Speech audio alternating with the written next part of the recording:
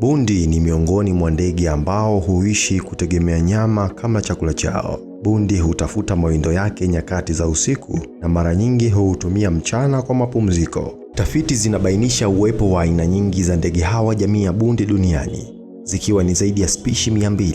Bundi huwinda wanyama wadogo kama vile panya, mijusi, ndege na wadudu.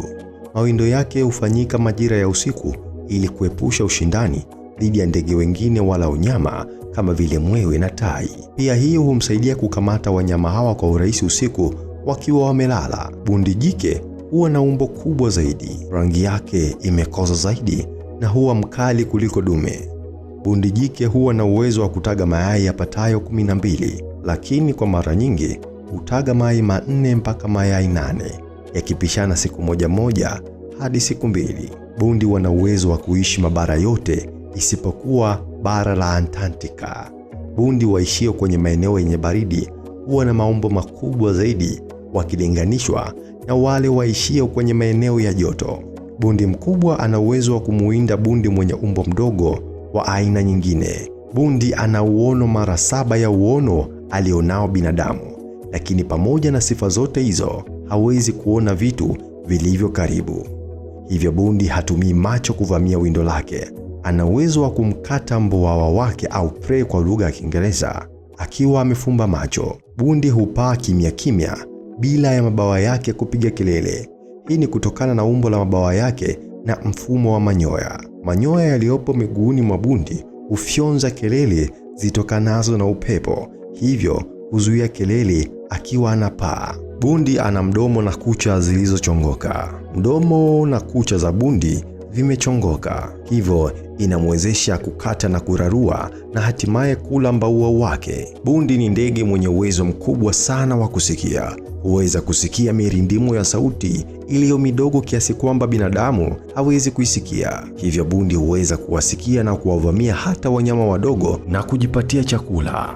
Rangi za manyoya ya bundi hufanana sana na mazingira yake, hivyo kumfanya bundi asionekane kwa urahisi hasa wakati wa mchana. Kutokana na kufanana sana na mazingira yake, bundi huweza kujikinga dhidi ya maadui na mashambulizi ya wanyama wengine akiwemo binadamu. Sio rangi tu, pia bundi huweza kukaa kwenye tawi la mti au sehemu nyingine bila ya kutingishika, hivyo kuonekana kama kiumbe kisicho na uhai kama vile jani la mti ama kisiki. Watu wengi humfahamu bundi kutokana na sababu mbalimbali zikiwamo kichwa cha mviringo na macho yake yenye uwezo wa kuyafumba na kuyafumbua kama binadamu, umbo lake na rangi yake, muonekano wa kichwa chake kinachoweza kugeuka pande zote. Hivyo bundi huchukuliwa kama ndege wa tofauti. Jamii mbalimbali ulimwenguni huwa zina mtazamo tofauti juu ya bundi. Ifuatayo ni baadhi ya mitazamo kutoka katika jamii mbalimbali duniani kuhusu bundi. Jamii ya Wakikuyu kutoka nchi ya Kenya wanaamini kwamba bundi huleta kifo, mikosi na magonjwa. Nchini Japani, bundi huchukuliwa kama ndege anayeleta furaha na bahati. Nchi ya Marekani wanaamini kwamba bundi ni ndege mwenye nguvu za ajabu na ni ndege hatari. Lakini watu wa magharibi wanaamini kwamba bundi anamaanisha busara. Naomba uniache maoni yako kwa unapomfahamu bundi, unahisi akionekana na maanisha nini? Watu wa makabila mbalimbali nchini Tanzania huamini kuwa bundi aonekanapo nyumbani kwa mtu fulani huashiria ama husababisha kifo cha mtu. Hivyo watu wengi huwa na hofu kubwa sana pale wamonapo bundi katika mazingira yao. Baadhi yao husadiki kuwa bundi ni mchawi au katumwa na wachawi ili kuchukua roho za watu.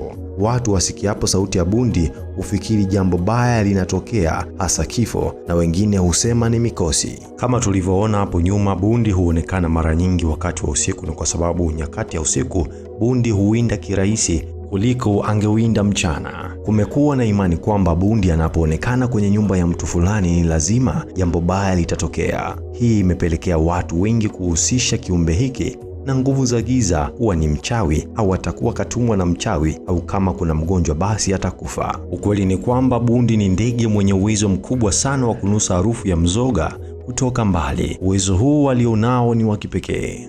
Hivyo basi, itokeapo katika nyumba kuna mgonjwa mahututi ambaye seli zake za mwili zimeshaanza kufa, lakini mapigo yake ya moyo bado yanafanya kazi, bundi huweza kunusa harufu za seli hizo. Binadamu hana uwezo wa kunusa wala kuhisi harufu hiyo. Kutokana na harufu hiyo, bundi huvutiwa na kufikiria kuwa anaweza kupata chakula, hivyo kuisogelea nyumba yenye mgonjwa, lakini bundi hawezi kufanya chochote dhidi ya mgonjwa kwa sababu bundi naye humwogopa binadamu kama walivyo ndege wengi.